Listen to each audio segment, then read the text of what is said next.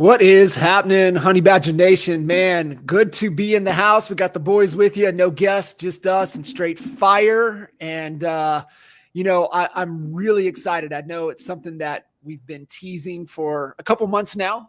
We couldn't quite let the cat out of the bag all the way. And, just perfect timing now. It's been announced. And, I think to me, it's still muddy, and I really want to take this opportunity with you guys because I know you guys have had, massive amount of three-ways conversations as it comes. Also, conversations with leadership, high up, influence. How do we make this decision? Is this the best decision for the company? I know we've teased it in multiple different ways. Let's get after it. Let's talk co-sponsorship. Oh man. Hey, I was at a Cavs game. I want to open up with a quick little story. At a Cavs game, took a friend of mine, and right behind me in my seats, we got season tickets, and there was this lady I recognized. She recognized me, and I'm like, oh my gosh! And it's another agent with, I think she's with Berkshire, but got a lot of respect, big producer, whatever. And she's like, you guys are with EXP, right? And I said, yeah. And she said, I just don't get it. So today, this episode is for all the Susans out there who just don't get it. We're gonna unpack this for you. I was so happy that she actually said it, because for me, we're approaching 8 years this coming fall, guys, and what an amazing ride. And we start to think sometimes that people get it. Like, everybody understands our model, right? No, there's so many people that still just don't get it. So we're going to unpack. When you just said that, Al, something I thought about, and I remember you took me back 8 years ago, and we're sitting in the co-work space. And I remember me and Cuz, and we're on three-way call. I don't know if you were there. You might've been there. We were on three-way call with Chep. And he said something that just has resonated with me ever since. And I always default back to this, right? Never assume intelligence for another human being. And so I don't get it. I just don't quite get it. I don't understand. And so being able to really go through, and we were talking about Tim Stout before we came on, and just, cause you missed out. It was a great conversation. If you have an opportunity, connect with Tim. You just, somebody's mind and the way they think when they're a black belt in jiu-jitsu, you're going to have a really good, deep conversation. And he said a lot of great things, but we were talking about the plus, minus, and equal, right? Yep. The Frank Shamrock, the plus, minus, and equal. And when you're forced to be that plus and have to teach and articulate in a way for people that will really grasp and comprehend, man, it makes you internalize it and know it that much deeper. And so I love when people are like, man, explain that to me. I don't understand. So explain it to me. Help me understand, what is this dang co-sponsorship thing? Yeah, I would start with setting the table where I think everyone would agree. And I probably say this 10 times a day at least. When we got into real estate, they shouldn't have given us a real estate license. They should have just given us a plaque that says "figure it out." and that it is. And everybody laughs when I say it, but like, why is it that you get a real estate license and then you literally have to figure it out? And it was the most frustrating thing for me when I got in the business. And you go and you buy these things, you try these things, and everybody's trying to sell you something. Nobody's giving you a track to run on. There isn't a plan for you from day 1 to day 90 to get you into production. Nobody's helping you implement. Nobody's telling you what technology to use. Nobody's telling you how to get customers. That doesn't exist. The whole industry's been this way forever. And only the strong survive. The most that persevere and try the most and spin the most and beat their head against the wall, or those that get in alignment with the people that can actually help them the fastest. Like it really is a game of figuring out who are the people that can actually help me and how much I got to pay to get in the room, and then getting in the right rooms. Like, that's the secret to success in real estate. Ask anybody who's successful and they will tell you they found the people that could help them, and they probably had to pay a lot of money to get in the room. And then that's when they figured it out. Right. And so what if an entire company was incentivized. Every human being in the company was incentivized to help you be successful, instead of the old model, whereas you go in the office, my first transaction that I got off of floor time, and I'm ready to write a contract. My dad's not there to help me. Tom King's there. And what did Tom King do? He stole the client from me. Like, he literally took it from me. He was not trying to help me. He said, go get him, Jay. You're going to be great in real estate. First person, first opportunity to help me. What did he do? He helped himself. Like, nobody's there to help you. And you don't realize that. You like the people in your office, but they're not going to ever share their best ideas with you. They're not going to help you implement anything. They're not there to help you be successful. And that's the problem with the legacy brands. Everybody's in the same brick and mortar office, and you're all competitors. And you better not leave any food on the table, because they're going to eat it. And you better not leave any food in the fridge, because they're going to eat it too. Yeah. So that is fundamentally what's wrong with real estate. And the biggest difference in this model is we are all incentivized to help agents succeed. And we're all every day waking up thinking of how can we do more for agents and help them be more successful? Because if we help them win, we're going to win. And the only way we're going to win is to help them win. So there's no misalignment in the compensation. The alignment in compensation is everything. If there's one thing that makes a difference, it's who you join with and what are they doing to help you become more successful.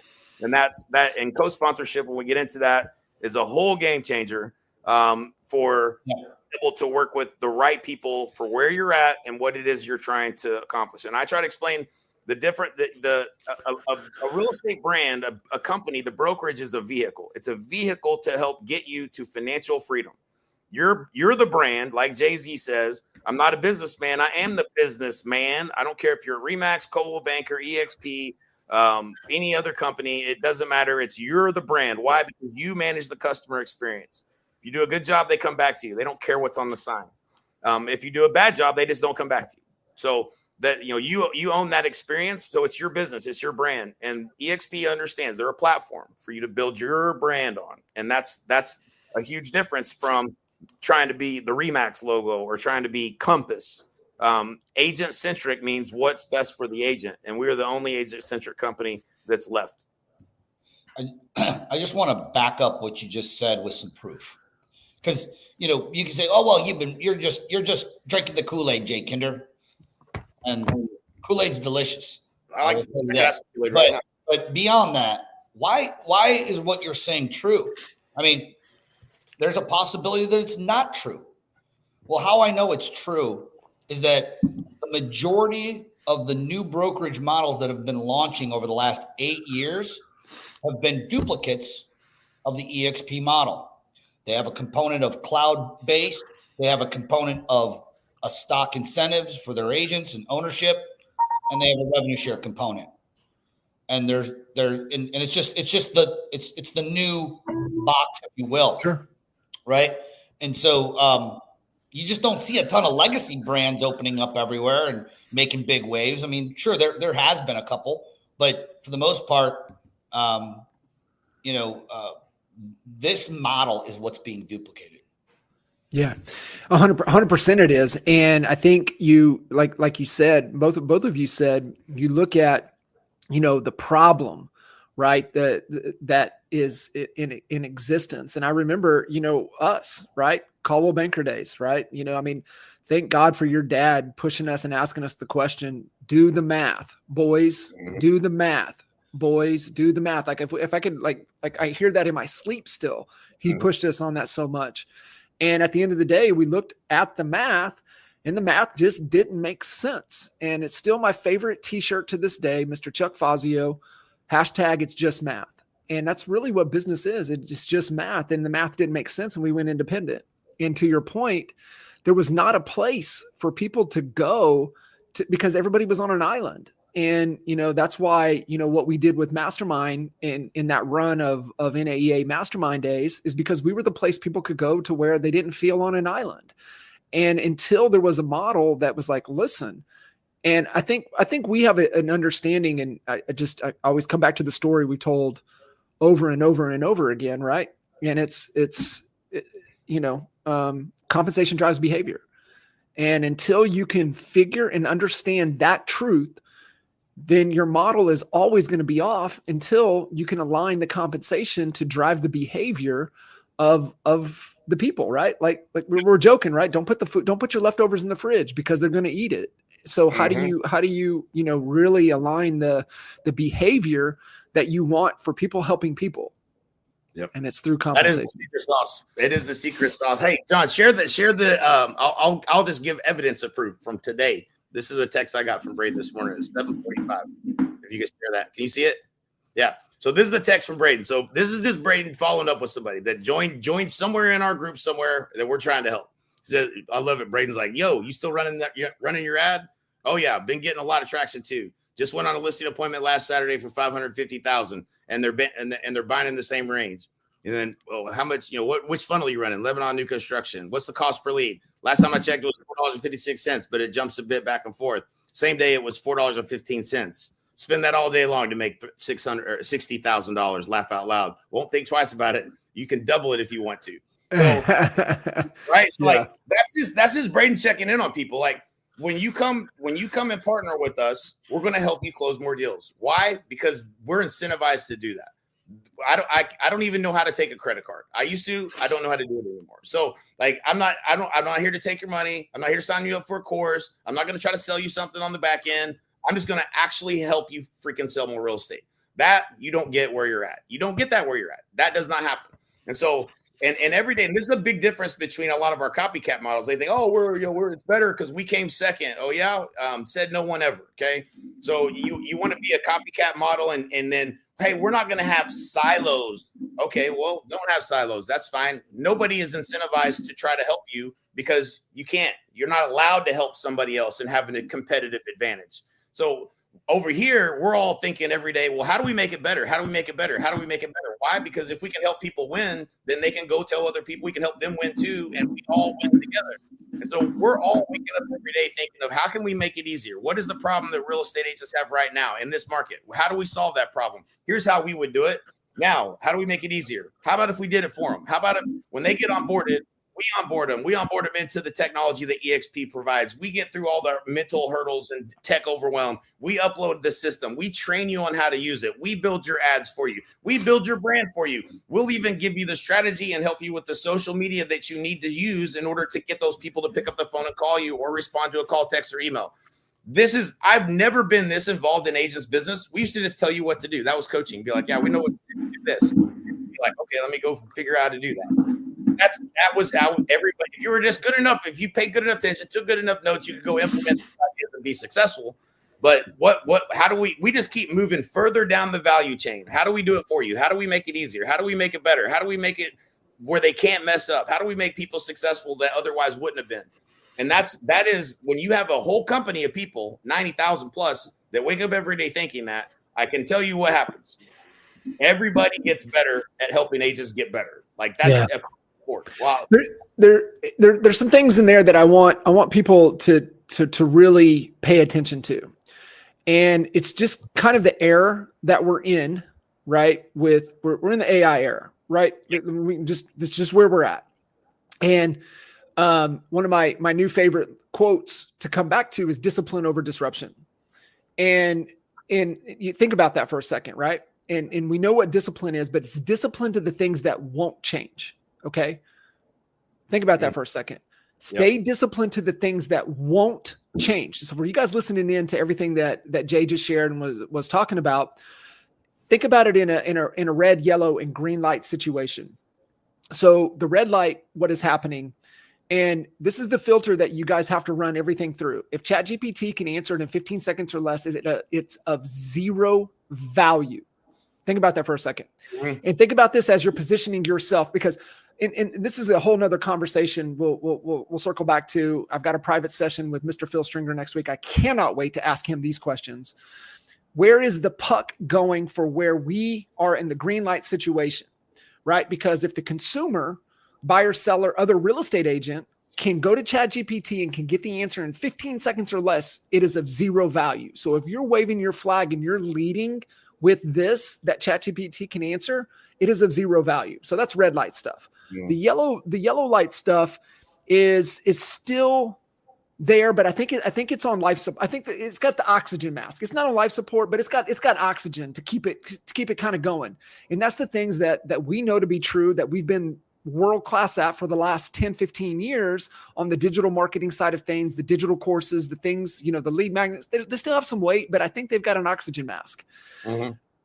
The green light things, and this is everything that you were just saying in here that I really want to highlight, because this is the things that won't change. Now, it's going to be enhanced with AI, but these fundamental things will never change, and this is what we're doing.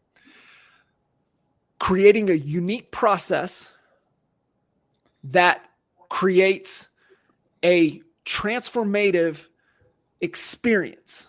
It's all about the experience. It's why we dominated with what we did within EA and Mastermind, and still why our events are the best of events, because we focus on the experience and it transforms them. But here's the thing. It's things that can't be replicated, and this is why Honey Badger Nation is the Honey Badger Nation. It's a genuine community. It's a genuine, authentic community. And here's the default. And this is what I've been conversations with Leanne, conversations with everybody. I was like, here's where I keep defaulting back to. It's all about trust. And my definition of trust that I will die on is authenticity times time. Being your genuine, authentic self times time. You can't recreate the give mentality, right? Everything. This is why I wanted to emphasize this, because everything you were talking about was just give, and you can sniff that out if that's not genuine. You can sniff that out if that's not authentic. Let me ask you guys a question. Do you think that we could have gotten to 13,400 agents in Honey Badger Nation if we were told you can't give? No. No, I wouldn't be here. We wouldn't be here. We don't wouldn't see be anybody here. else doing it either. I got a little bit of flack when we first joined EXP, because everybody was really happy when we joined, and then they're like, "Oh crap, we got to compete against these guys," and so they're starting to get a little pressure on us. And Gove called me, and I told Brent, I said, Brent, if I'm not able to add value to people's lives, then this is not the opportunity for me.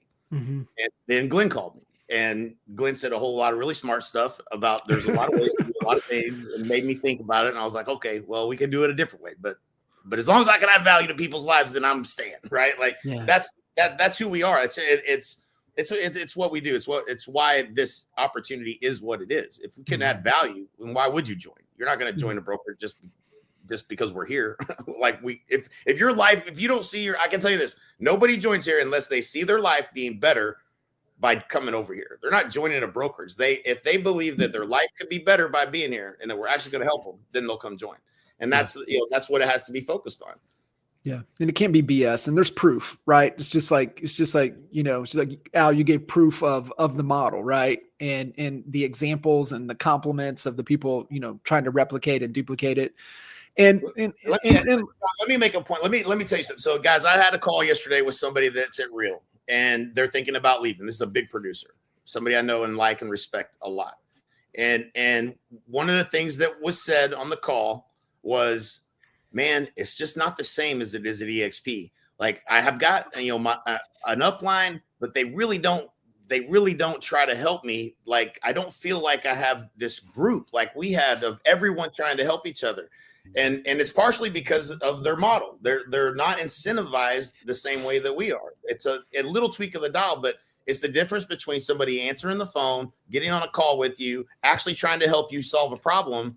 And she thought, she's like, I joined this person because I thought they could help me with this one thing, and that they were doing that she was going to be trying to do. And the truth is that person's not actually trying to help them. Won't even return phone calls. Not even really trying to help. And you can't collaborate with that person and say, hey, how are we going to go add value to other people because you can't do that there. So there's literally they try to say we have silos, which is not, you can't say that anymore with co-sponsorship. I know we're going to get into that, but you really don't have an environment of everybody serving, helping, wanting to do anything you can to help someone. And that's the reason she wants to come back. She misses the environment where people are actually trying to help you. And that's a huge deal.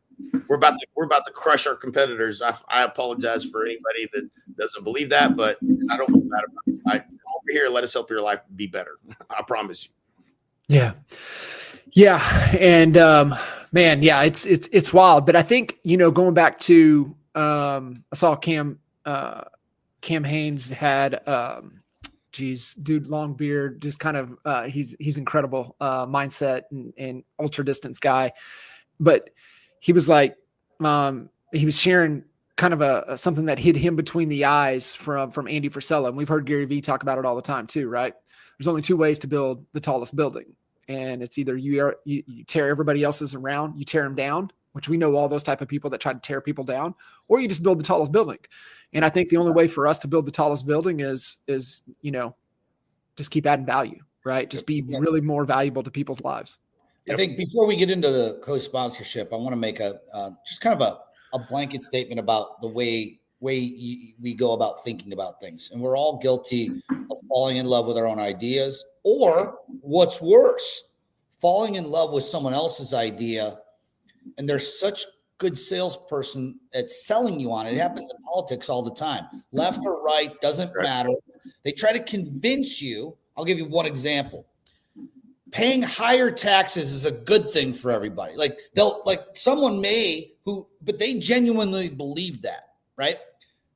That's okay. The fact that they believe it's okay. Where it starts to not become okay is when they're so good at selling that they sell an entire, community of people on the same idea that this is going to be better for you in the long run. Just, what do they say? Trust me, right? And so what you were talking about, Jay, is a very similar situation.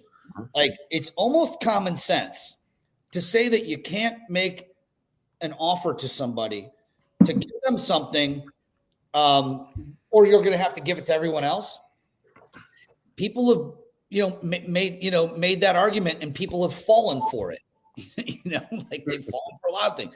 And I guess I would say, if you're someone listening to this, open your mind up a little.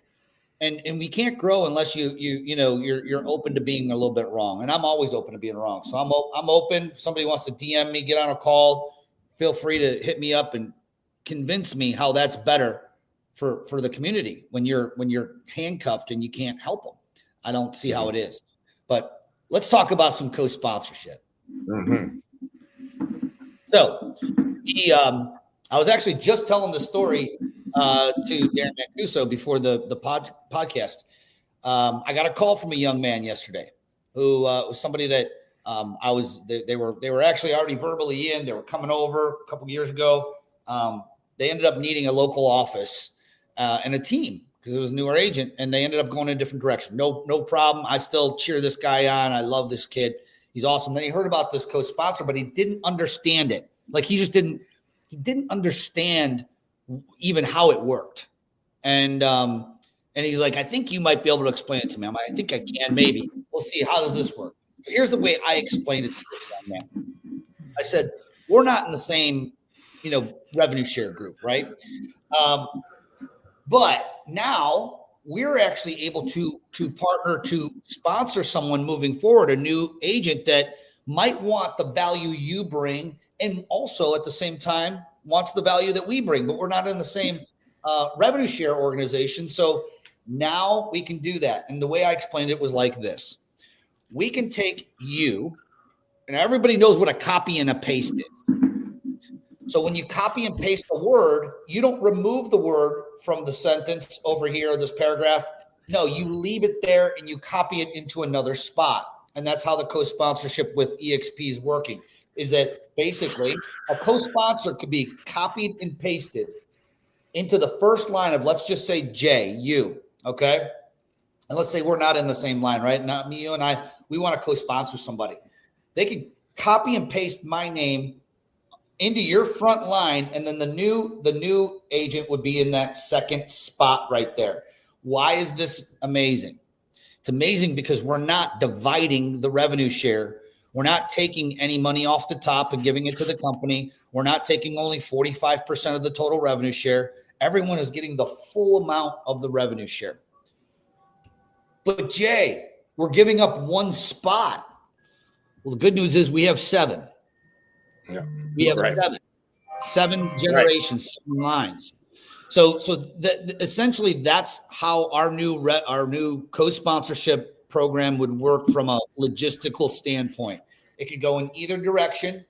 In other words, Jay could be the co-sponsor. I could be the sponsor. I could be the co-sponsor. Jay, I could co-sponsor with John Kidd. Now, in reality, I couldn't co-sponsor with you, Jay, because we're in the same line, and that's called double dipping. There is the one guardrail they've put up, and there's no, you can't double dip. So you and I would never have to co-sponsor together. John Kitchens and I would not have to co-sponsor because we're also partners in the same revenue share line. But a lot of honey badgers aren't, right? But just because they're part of our organization doesn't mean that they're part of each other's. Yep. A lot of the cross-pollination with even AJ Mida's group and some of the other bigger organizations out there, we're already seeing the cross-pollination happening, and it's so much fun. Oh, man, it's good. The first guinea pig, so to speak, was our friend Spring, when she came over. So it was fun to see her come over, but it was even more exciting of her being the first person to experience the new co-sponsorship model of EXP. It really is a game changer. I want to talk about it from a little different perspective, because the growth of EXP the next 3 years is going to be the biggest growth that we've seen since probably 5 years ago. So 150,000 agents, that's my prediction over the next 3 years. It is already ridiculous. I've never been on as many calls as I'm having right now. And the game has changed. And if you think about it, you've got 90,000 agents that are at EXP. Everybody's joining under somebody, but you could be under any number of different people and for any number of reasons. An agent that you sponsored, you could have left. There's no value being added. And you just said, man, I'm not really, don't know what to do with this.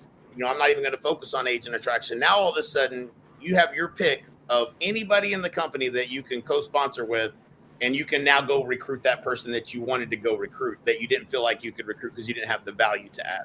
So it just changed the entire game. Everybody in the company can now work together to go add more value collectively. And what is going to happen, it is happening already, like in a crazy, crazy way it's happening. People that I don't know, that I didn't know, or people that I did know are reaching out and they're like, hey, man, what can we do together? Here's a person that I'm thinking about going to get. Here's another example. Caleb Pearson joins. Caleb, big dog, felt like he's probably coming to the game a little late.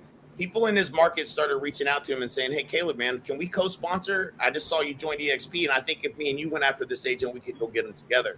In the past, that was never possible. So when you join now, if you're an influencer or you're a big brokerage or you've got a lot of influence in the industry, when you join, everybody's now looking at you as an opportunity to go work together with you. Mm-hmm. It's not stuck in this one choice that you made for your, for your entire career. You can do that as many times as you want with as many people as you want and as many different ways as you can think. And it is an absolute game changer. And like you said, Al, it's not division. We're not splitting it. And then if somebody underneath you co-sponsors, then they split that again.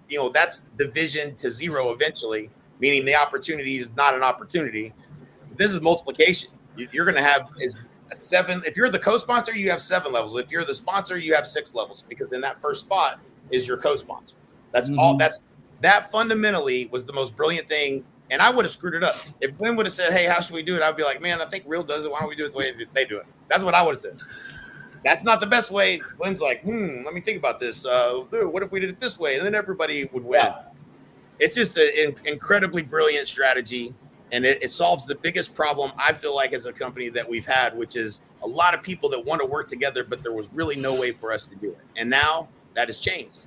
And when you put together really good people together, helping each other, it just gets bigger, it gets better, it gets the speed at which we're going to add more value. I don't want to talk about this. So we beefed up our offer, and I tell the kind of story. I came back from Puerto Rico, so glad to be back.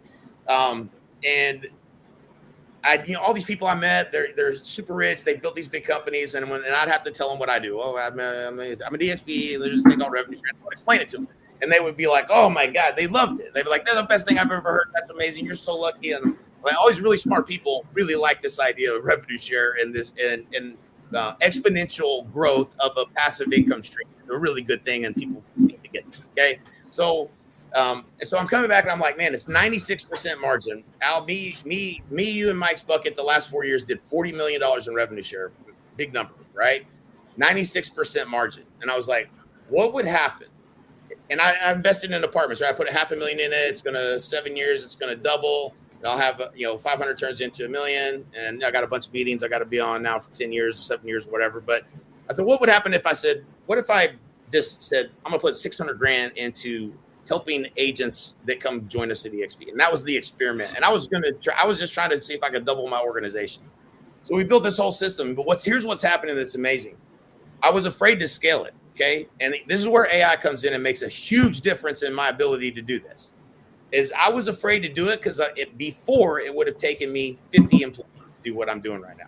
I would have already bottlenecked at the hiring process, and I've been there, and it's not the fun place to be when you need to hire people so fast that the biggest problem becomes putting their chairs together, like Infusionsoft when we went and visited them. Like, that is not a problem that I really ever want to get to experience ever in any company, where I'm hiring people so fast that they can't get their chairs put together and go to work. So now with AI, and I was talking to Braden last night, and his wheels were turning, and we're like, we've got AI doing all of this. And Braden's like, he was talking about images, and we were selecting the image, right? Like, if you mess up the image on an ad, kills the ad. And so Braden's like, I do a lot of these images. And he started hearing himself talk. He's like, what am I, like the best image picker on the planet? He's like, why am I not letting AI? He's like, I don't want to be known as the best image picker on the planet. He's like, I don't think I make a difference here. And so now with you feed AI with the right information, it will get you the best image for that ad, period.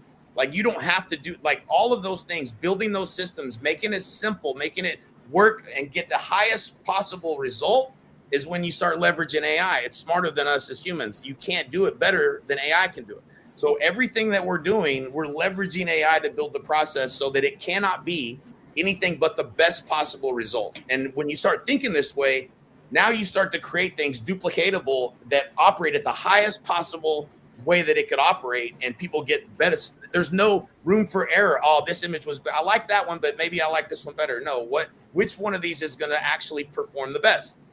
AI knows better than we do. And that's what you go with. And you leverage this to build things. And so now I'm able to do this at scale for anybody. And that was something I was afraid to do. Why? Because number one, I didn't want to have a bunch of employees. And number two, I was a little bit scared to spend the money on that many people, but now I don't have to. And so there's just it's a perfect storm of what's happening right now, and our ability to actually help people more consistently, more predictably get results. And that is what, it's mind-boggling, but it's the most fun I've ever had in my life. We're absolutely having a blast. Yeah, absolutely love it. You built a hell of a this accelerate, and here's the thing, man. Great job, great iteration on what we had before. But right. The thing I thought about was that this is just really kind of iteration number 2. Right. This thing's going to keep evolving. We can continue. Oh, yes, for sure. Oh, I'm not done, bro. Like, are you kidding me? Like, we started with the first pillar. The first pillar is like, hey, let me get you closing 2 deals a month through marketing. Okay. So, and every real estate agent, I don't care who you are, you're all going to agree with this. If your business is all repeat and referral and sphere of influence, it's not as predictable as you would like, because you don't know when those things are going to happen. And so, you have to do something. You bought Zillow, you bought Realtor.com, you bought this, you bought that, you bought the Zillow or the YouTube course for 24 grand. You bought that, you're going, I tried this. None of that stuff really worked. It was all very expensive. You really just need one thing that's a oil well that's consistently predictable every month, producing business for you, turning strangers into customers, because these people don't know, like, and trust like your other business. So what the strategy is how do we build trust with someone that doesn't know who you are? How do we make them see the value that you bring as a professional to the table? Well, here's how you do it. Once you determine the type of lead that you're going to go, the type of marketing you're going to go after, identifying the target market and the message to that market. Where I live here in Frisco, it's Plano, Frisco, McKinney, Little Elm, Prosper, the Colony, all 5 minutes apart. But the person that clicks Prosper is not the same person that clicks Frisco. There's a reason why that is. And when you know that someone wants new construction in Frisco and they click on that, now you can create content that's valuable and unique to them and what they're trying to accomplish. That is the social media strategy, a content strategy attached to a lead generation strategy. You can go build a YouTube channel and shoot a bunch of videos for a year and wait for the algorithm to pick it up, hopefully. Or you could generate a bunch of people that you know are interested in this one thing, and now let's go create content that's very relevant, positions you as the expert, and adds value. And now they're more likely to respond to a call, text, email, or just pick up the phone and call you because they've been getting value from it. The only way to create authority and build trust with a stranger is to actually help them, right? Mm-hmm. So if we build all that for you, done for you, then now you have this first oil well. Well, hey, what's next? Now, we've coached agents for years. Once we get you doing one thing marketing that's working, we can add as many of those pillars as we want in marketing. If you want to build your brand, we know how to do it through multiple different strategies, billboards, direct mail, all of that. What are you doing database wise? What are you doing to maximize the amount of referrals, repeat that you get out of your database? What do you communicate? We can literally start adding every possible thing that you don't do well and start implementing that for people very, very efficiently with AI. And so our value prop today is not going to be our value prop tomorrow. Our value prop today just started with the very first pillar to get people closing 2 deals a month. What's coming next? Whatever the world is our oyster. What's the next thing we would want to help solve for somebody that's the next biggest problem an agent has in their business?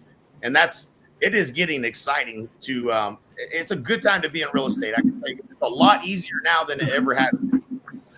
Even though the market's down. Right? You know, I got to tell the quick story, and then we can wrap this up. We're at the top of the hour, but I got to tell a story. I hope she won't mind, but it's about a friend named Grace, who actually graduated with my sons, Aiden and Matthew. Grace got her real estate license just recently. She's fresh out of high school, never really even had like another career job, first time, whatever. And we get her ads up and running for her. Her average lead cost is coming in at like $1.46 a lead.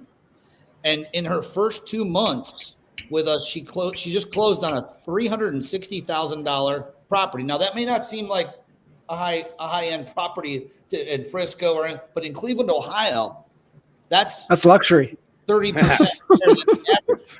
So, you know, coming right out of the gate, my first sale at Century 21, and when I got my license, $55,000, and it would be in a neighborhood I wouldn't walk my dog in. Okay, so like this is the type of thing we're setting people up to win. Now, I'm not saying that Grace wouldn't have eventually figured it out and figured it because she's just a machine. I mean, she's coachable. She's got energy off the charts, and she has all those ingredients which are necessary for success. But it could have taken her a year, 2 years. Shoot, we all have that secret sauce, and we had to figure it out. Blow through money, blow through time, hire a coach. Very expensive. This hasn't cost her anything except for some ad spend. And so, dude, $1.46 a lead. Are you kidding me? Yeah. I mean, compared to like Zillow, you hit on something. You know, I tell people what we're doing is not rocket science, but it scales, and very few things scale. So Zillow doesn't scale. Try to go get Zillow in San Diego County. I know you can't because Kyle Whistle owns all of it. Can't get it. That's off the table. He's buying all the realtor.com too. So good luck there. You know, get a YouTube channel like you had said, Jay. It'll work if you do it correctly, consistently, and it's going to have to be for a long time. I mean, people don't have time. Their bills are due in 30 days, not 30 months.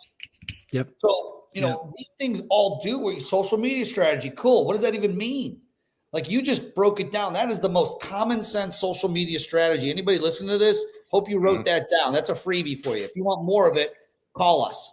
Because coaching every single week that's the stuff we coach on. Yeah. You know, and so we eat our own dog food here. So yeah, man, great points, guys. Appreciate absolutely exactly what the whole One Big Fire conversation is about. And appreciate you guys. honeybadgernation.com. You guys want to get connected, hit us up, honeybadgernation.com, and we'll see you guys on the next show. Yep. See you.